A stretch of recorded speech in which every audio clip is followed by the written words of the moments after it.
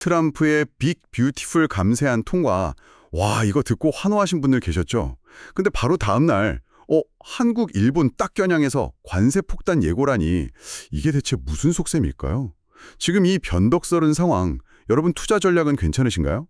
솔직히 지금 이 흐름, 이거 모르면 정말 중요한 기회를 놓치거나 뭐랄까 큰 손실 볼 수도 있습니다.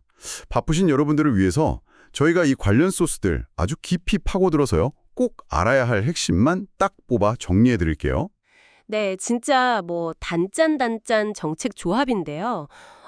일단 긍정적인 면부터 좀 볼까요? 7월 4일에 통과된 그 대규모 감세안.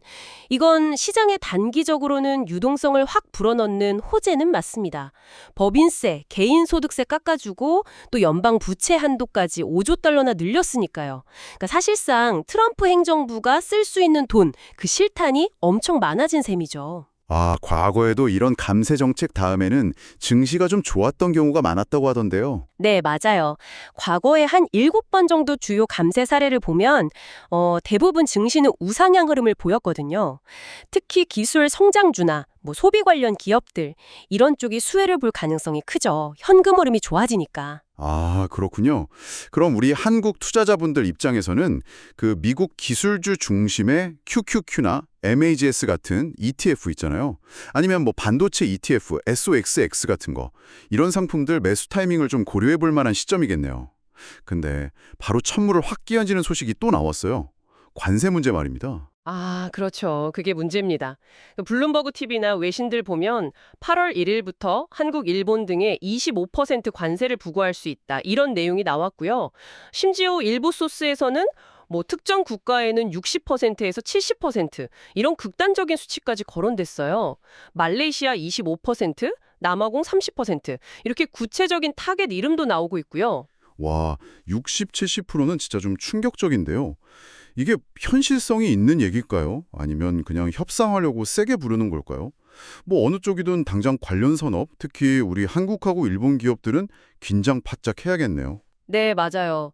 단기적으로는 반도체나 자동차 관련해서 그 공급망에 있는 기업들, 예를 들면 테슬라, 스텔란티스, NXP, 브로드컴, 토요타, 현대차 같은 이런 종목들 주가 변동성이 확 커질 수 있습니다. 그래서 혹시 관련해서 투자를 하고 계시다면 단기 리스크 관리가 좀 필요해 보입니다. 이런 불안감 속에서 또 시장 심리 자체도 좀 과열됐다 이런 분석도 나오고 있죠. 네, 그렇습니다. 그 CNN 공포 탐욕 지수 있잖아요. Fear and Greed Index. 이게 올해 처음으로 극단적 탐욕, Extreme Greed 단계에 딱 진입했습니다. 사실 4월 저점 이후로 꽤 가파르게 올랐으니까 기술적으로는 좀 쉬어갈 타이밍이다. 이런 신호일 수 있죠. 과거에도 보면 이런 과열 구간 딱 들어서고 나면 단기 조정 좀 거치고 그러고 다시 상승하는 패턴이 많았거든요. 그럼 지금 막 흥분해서 따라붙기보다는 오히려 조정 가능성을 좀 염두에 두고 혹시라도 조정이 오면 그때 분할 매수 기회로 삼는 전략, 이게 더 현명할 수도 있겠네요. 근데 또 개별 기업 이슈도 만만치가 않아요. 특히 테슬라, 일론 머스크 행보가 정말 예측 불가능합니다. 했죠. 블룸버그 분석을 보면 이런 정치적인 행보가 최근 테슬라 주가 급락의 원인 중 하나로 꼽히더라고요. 투자자들은 사실 로보택시 같은 핵심 사업에 좀 집중하길 바라는데 자꾸 이렇게 정치 이슈를 만드니까 우려가 커지는 거죠. 이야, 테슬라 투자자분들은 정말 머리가 아프시겠어요. 기업 펀더멘탈 말고도 이런 정치 변수까지 막 신경 써야 하니까요. 결국은 로보택시나 AI 데이 아니면 실적 발표 같은 좀 본질적인 모멘텀에 더 집중해야겠군요. 근데 반대로 이런 혼란 속에서도 정책 수혜를 좀 기대해 볼 수 있는 분야도 있지 않습니까? 네, 있습니다. 감세안이랑 같이 발표된 예산안을 좀 뜯어보면요. 몇몇 산업에 대한 지원 의지가 좀 보여요. 대표적으로 반도체 산업 보조금이 기존 25%에서 35%까지 확대됐고요.